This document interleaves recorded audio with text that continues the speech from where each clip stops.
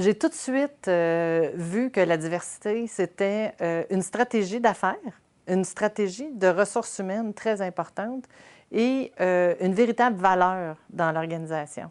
Le dossier diversité fait partie de mon portefeuille d'activités. C'est une stratégie ressources humaines dans le sens que, en termes de disponibilité de la main-d'œuvre, si on se limite dans nos bassins de recrutement, on n'aura pas suffisamment de personnes talentueuses dont on a besoin. Alors donc, ça vient élargir notre bassin de candidats talentueux. Selon nos dernières prévisions, on devrait, au cours des 10 prochaines années, voir le marché du travail s'enrichir de plus de 350 000 emplois supplémentaires, mais il y a plus d'1 million de personnes qui vont aussi quitter le marché du travail, ce qui veut dire qu'on va avoir besoin de plus d'1 400 000 personnes en 10 ans pour à la fois remplacer les personnes qui vont quitter le marché du travail, qui vont prendre leur retraite, et combler les besoins liés aux nouveaux emplois. Les jeunes ne suffiront pas à répondre à l'ensemble des besoins. On estime qu'environ 50 des besoins vont être comblés par les jeunes qui vont arriver sur le marché du travail.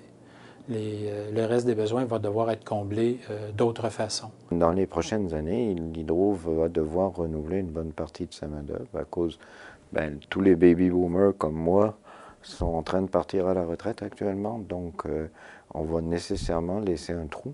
Un des gros enjeux, c'est d'avoir une main-d'œuvre compétente à la STM. Et pour ça, on ne peut pas juste fermer les yeux et se dire, bon, on va embaucher comme nous, on appelle ça des Tremblay, des Québécois de souche blanche, tout ça. Je pense qu'on doit ouvrir les portes à tous les gens qui sont compétents. Je pense qu'on a un gros bassin à Montréal, sauf que le bassin, on a une pénurie de main-d'œuvre et on doit attirer les bonnes ressources. Parce qu'il faut se dire que la STM, dans les 5 dernières années, c'est 51 de renouvellement de notre main-d'œuvre. Donc, il y a des équipes complètes qui ont été renouvelées. Pour nous, c'est une question de survie aussi comme entreprise, d'avoir une bonne main-d'œuvre, d'avoir des gens qui ont un intérêt dans le transport, un intérêt dans l'environnement.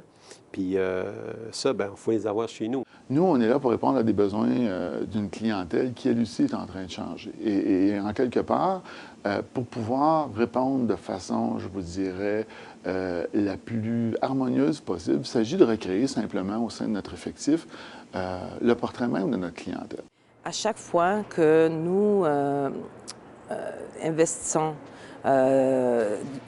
nos énergies, exemple, pour embaucher une personne handicapée, pour les former, pour les maintenir en poste, pour les aider à bâtir leurs compétences, c'est certain que nous, ce qu'on a accompli, en effet, c'est d'avoir d'enrichir, si je pourrais dire, le lot d'expérience qu'on a dans notre entreprise. Cette perspective nous aide vraiment dans l'élaboration, dans la conception de nos produits et de nos services. Ça, c'est vraiment la valeur ajoutée qu'on y amène. Quand on prend une richesse d'expérience, quand on mise sur les différentes opinions, les divers points de vue, nous sommes capables d'assurer que nos produits et nos services sont appropriés et sont accessibles à tous. Ça, c'est notre avantage concurrentiel.